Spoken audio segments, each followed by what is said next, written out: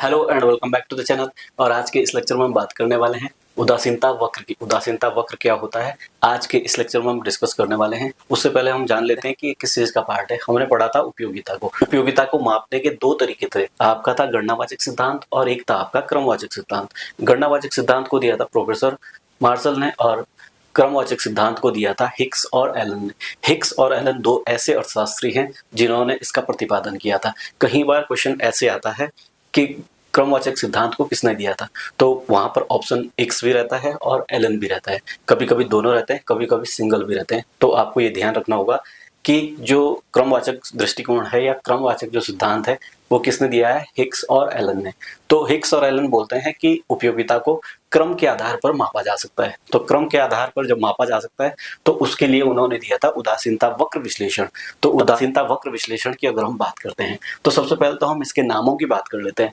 पहले हम कितनी बार क्वेश्चंस में आया रहता है, उदासीनता वक्र आया रहेगा, या फिर आएगा आपका तटस्थता वक्र आएगा, आपका आएगा अनादिमान वक्र आएगा, या फिर इंग्लिश में भी आ सकता है इंडिफरेंस करो। तो इंग्लिश में बोल सकते हैं इसको इंडिफरेंस करो। आपको ज्यादातर ध्यान रखना होगा कि उदासीनता ही वक्र आता है। उदासीनता का मतलब है जिस वक्र में आप उदासीन हो जाते हो, यानी उपभोक्ता को हम पढ़ रहे हैं ना, उपभोक्ता का व्यवहार हम पढ़ रहे हैं, तो उसमें हम क्या देखेंगे कि उदासीन हो जाता है उपभोक्ता। तो इसकी सिंपल सी डेफिनेशन की अगर हम बात करें तो उदासीनता वक्र दो वस्तुओं के ऐसे संयोगों को बताता है जिसमें प्रत्येक संयोग पर उपभोक्ता समान संतुष्टि प्राप्त करता है। मतलब जैसे कि आपके पास इनकम है, आपकी माना 100 रुपए इनकम थी आपकी, ठीक है। जैसे आपकी माना 100 रुपए की इनकम थी और आपने क्या करा, दो वस्तुओं के संयोगों को लिया। दो वस्तुओं के ऐसे संयोगों को लिया, माना एक वस्तु पर आपने 70 रुपए खर्च किए और एक पर आपने खर्च किए 30 रुपए। तो इस संयोग पर आप समान संतुष्टि प्राप्त करेंगे। या फिर हो सकता है ऐसे खर्च हो, 60 रुपए आपने एक पे खर्च किए और 40 रुपए आपने एक पे खर्च किए, तो इस संयोग में भी आप समान संतुष्टि प्राप्त करेंगे। या हो सकता है कि 30 रुपए आपने इधर खर्च किए और 70 रुपए आपने इधर खर्च किए, तो इन प्रत्येक संयोग पर क्या है, उपभोक्ता को समान संतुष्टि प्राप्त होगी। मैं जो भी शब्द बोल रहा हूं वो आपको लिखने होते हैं। जैसे आपको 12th में या ग्रेजुएशन लेवल पे, एमए लेवल पे आपको लिखना होता है, तो उसके लिए एक्सप्लेनेशन देता है वो। विश्लेषण यानी उदासीनता वक्र विश्लेषण की व्याख्या करनी है, चित्र सहित व्याख्या करनी है। ऐसे आपको बहुत सारे क्वेश्चन आते हैं, तो उसमें क्या है, आपको जितनी भी चीजें मैं बता रहा हूँ वो चीजें आपको लिखनी पड़ेंगी। मैं यहाँ पर जो ये एग्जाम्पल दे रहा हूँ वो अगर आप लिखते हो तो वो भी अच्छा है, पर इसके लिए क्या होगा कि उदासीनता वक्र अगर हमें ज्ञात करना है, अगर उदासीनता वक्र हमें बनाना है, तो उसके लिए चाहिए हमें क्या, उदासीनता, क्या चाहिए, उदासीनता सारणी चाहिए हमें। क्या चाहिए, उदासीनता वक्र ज्ञात करने के लिए हमें चाहिए उदासीनता सारणी। पहले तो उदासीनता सारणी चाहिए। तो अब हम क्या करेंगे, पहले हम उदासीनता सारणी बनाएंगे। तो उदासीनता सारणी कैसे बनाएंगे, सारणी बनाने के लिए हमें लिखना पड़ेगा क्या, संयोग। जैसे कि मैंने बात करी थी कि प्रत्येक संयोग है ना, तो संयोग लिखेंगे हम और यहां पर लिखेंगे हम वस्तु x। अब वस्तु x में आप कोई सी भी वस्तु मान लो, वस्तु x हो गया, और वस्तु y क्या है, वस्तु y। ये हमने दो तरह की वस्तुएं मान ली। आप यहां पर मान सकते हो केले मान सकते हो, संतरे मान सकते हो, या फिर इधर भी आप वैसे ही मान सकते हो। एक वस्तु अगर आपने इधर मानी तो दूसरी वस्तु आपको इधर माननी पड़ेगी। तो ये दो प्रकार की वस्तुएं होगी। आपको अब क्या करना है, संयोग बनाने हैं। तो संयोग माना, चलो हमने बनाए ए बी सी डी ई और एफ तक, इतने संयोग थे हमारे पास, ठीक है। तो इस टेबल को पहले तैयार कर लो ऐसे। तो ये इस तरह से आपकी टेबल ऐसे बन गई, ठीक है। और अब क्या करते हैं, इतना आपको हो गया, क्योंकि टेबल कोई याद तो नहीं ना रखेगा, कैसे इसको टेबल को बनानी है वो देखो। संयोग हमने बना दिए A B C D E F तक, ठीक है। अब क्या करेंगे, वस्तु एक्स की जगह लिखेंगे हम 1 2 3 4 5 और 6। ये हमने क्या करा, न्यूमेरिकल में लिखा वस्तु x को। अब जब हम वस्तु y की मात्रा ज्ञात करेंगे तो कैसे ज्ञात करेंगे, पहले एक काम करो, पहले इसको जोड़ दो। 6 और 5 11, 11 और 4 15, 15 और 3 18 हो गया, 18 और 2 20 हो गया, और 1 21, 21 हो गया ना। 21 में से एक इधर चला गया, तो यहाँ लिख दो सीधे सीधे 20 हो गया। 20, अब 20 से क्या करो, 5 को घटाओ, कितना आएगा 15। अब 15 से 4 को घटाओ, कितना आएगा 11। 11 से 3 को घटाओ, कितना आएगा 8। 8 से 2 को घटाओ, कितना आएगा 6, और 6 से 1 को घटाओ तो कितना आएगा 5। तो ये इस तरह से आपके पास टेबल बन गई। अब सिंपल सा उदासीनता वक्र सिंपल सा तो है, देखो आपको डेफिनेशन लिखनी है और इतना लिखना है कि उदासीनता वक्र ज्ञात करने के लिए हमें क्या चाहिए, उदासीनता सारणी की आवश्यकता पड़ती है। तो उदासीनता सारणी हमने बना दी, ठीक है। उदासीनता सारणी से हम क्या करेंगे, वक्र को ज्ञात करेंगे।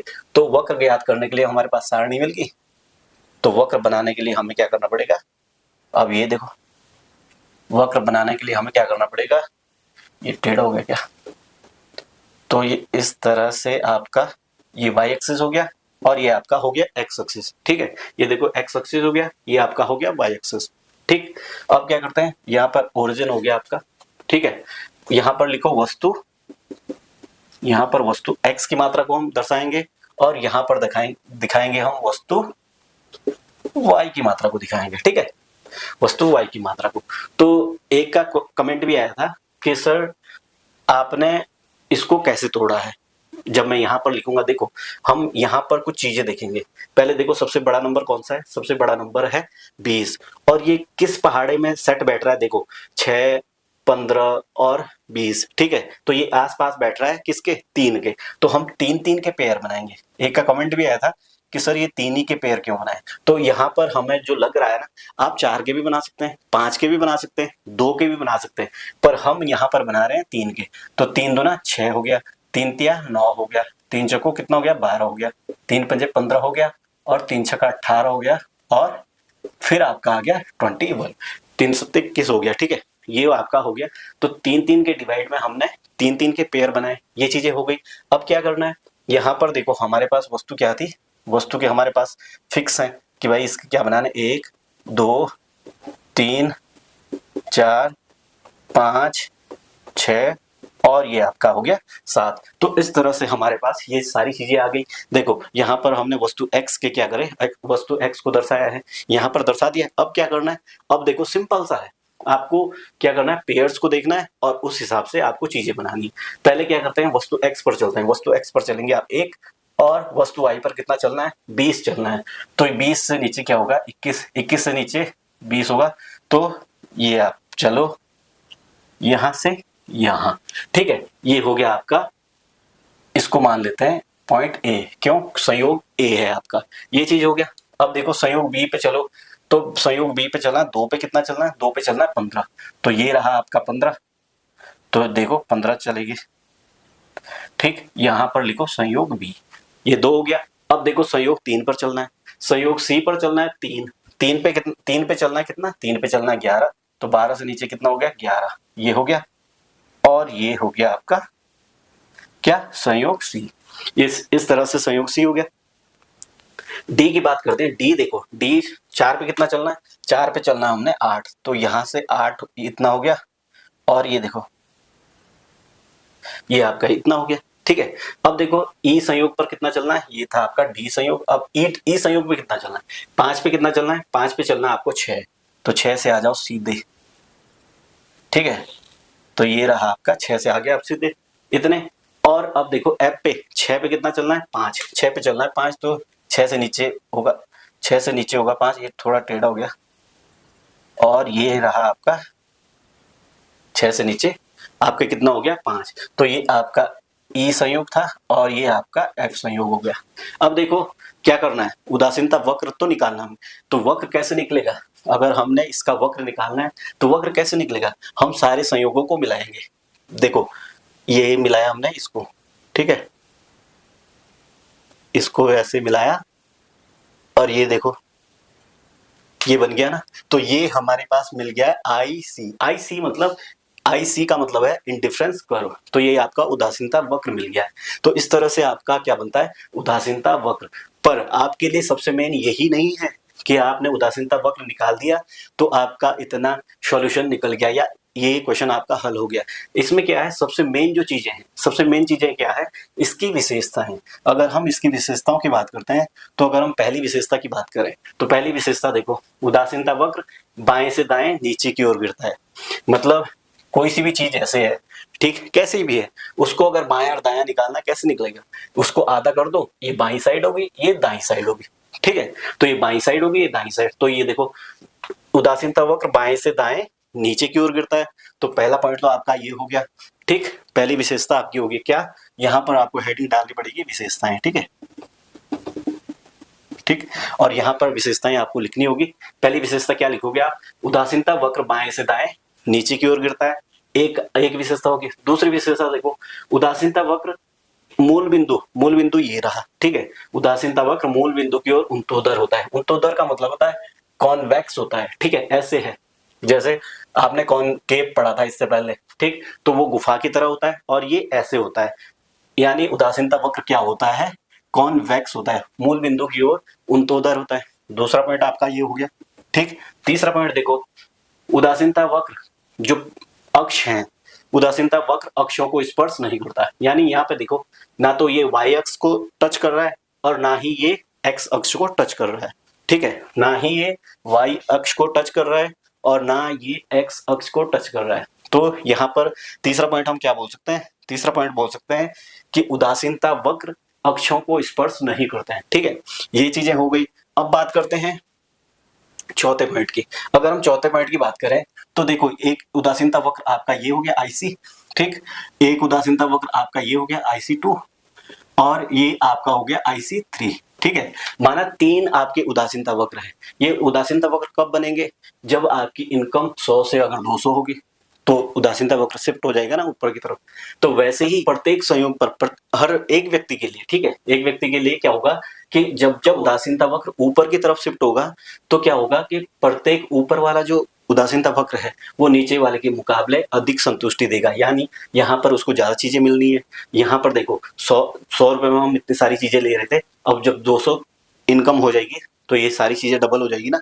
तो वैसे ही उदासीनता वक्र ये वाला कम संतुष्टि देगा और उससे ऊपर वाला ज्यादा संतुष्टि देगा, ठीक है। तो इस तरह से आपका तीसरा पॉइंट भी आपका ये हो गया। चौथा पॉइंट क्या है, चौथे पॉइंट की अगर हम बात करें तो उदासीनता वक्र क्या है, जो एक उपभोक्ता के उदासीनता वक्र हैं वो एक दूसरे को कभी भी ऐसे नहीं काटेंगे। क्यों, क्योंकि अगर वो ऐसे काटेंगे तो वो दूसरे व्यक्ति के हो सकते हैं, पर एक उपभोक्ता के उदासीनता वक्र कभी भी एक दूसरे को नहीं काटते हैं, वो हमेशा इसी तरह से चलेंगे, घटेंगे भी तब भी इसी तरह से, बढ़ेंगे भी तब भी इसी तरह से।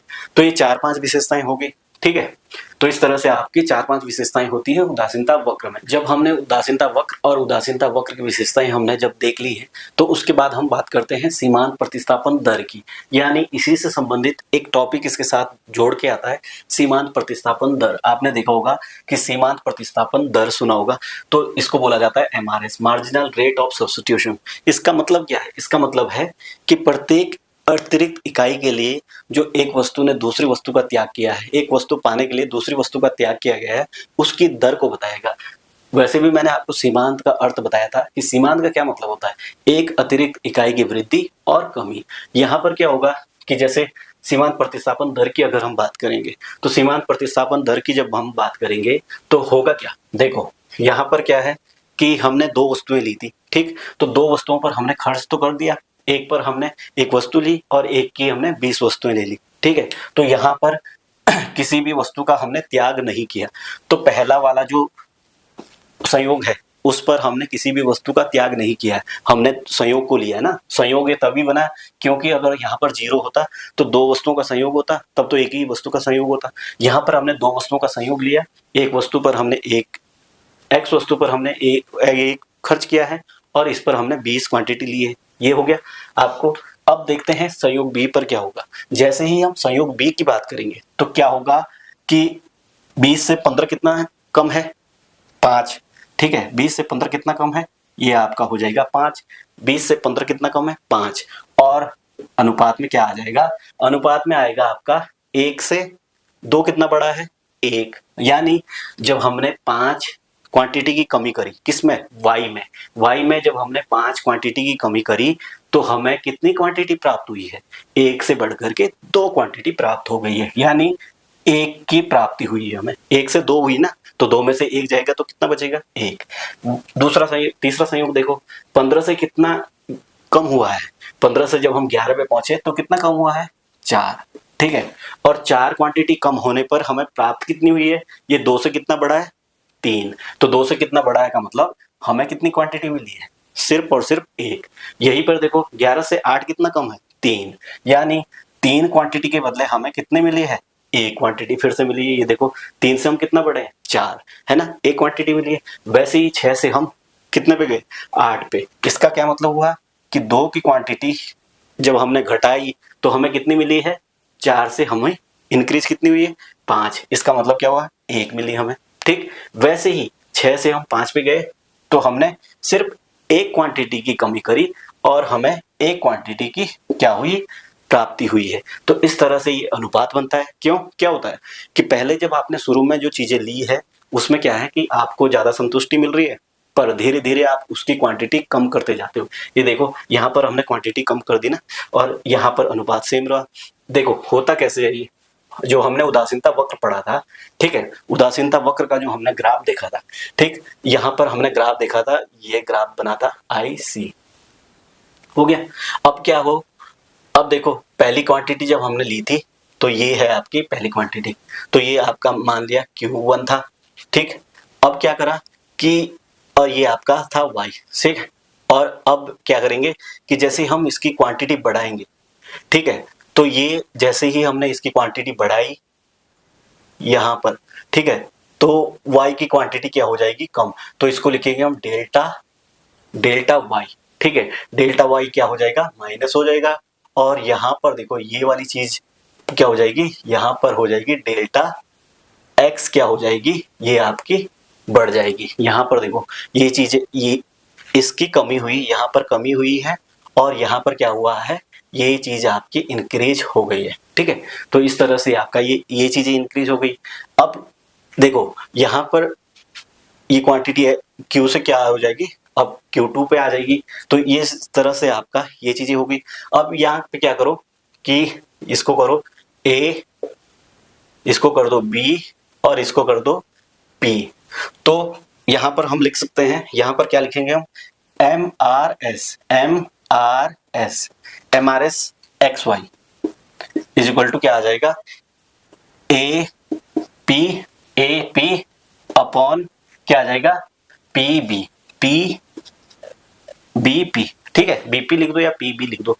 तो ये चीजें हो गई। अब क्या है, अब इसी को देखो, ये है हमारा डेल्टा Y, ये आपका माइनस में है, और ये है आपका डेल्टा X, ये प्लस में है आपका।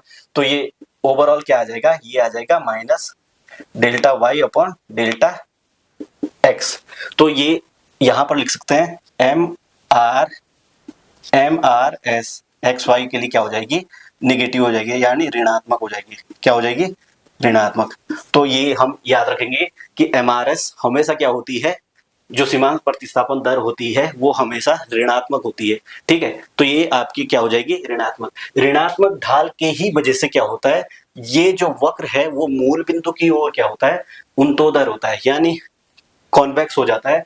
तो ये इस तरह से हमने देखा कि उदासीनता वक्र क्या होता है, और उदासीनता वक्र की विशेषताएं क्या होती हैं, और सीमांत प्रतिस्थापन दर क्या है, और सीमांत प्रतिस्थापन दर कैसे ज्ञात करते हैं, और उसको हमने ग्राफ के माध्यम से भी देखा। आई होप कि आपको ये लेक्चर समझ आ गया होगा। समझ आ गया तो वीडियो को लाइक कर दें, शेयर कर दें अपने दोस्तों के साथ। आपकी जो भी क्वेरी रहती है कमेंट बॉक्स में जरूर लिखें, क्योंकि पिछले वाले लेक्चर में आपने जो कमेंट किए थे उसके आधार पर मैंने कुछ जो डाउट्स थे आपके वो क्लियर करने की कोशिश करी है। धन्यवाद।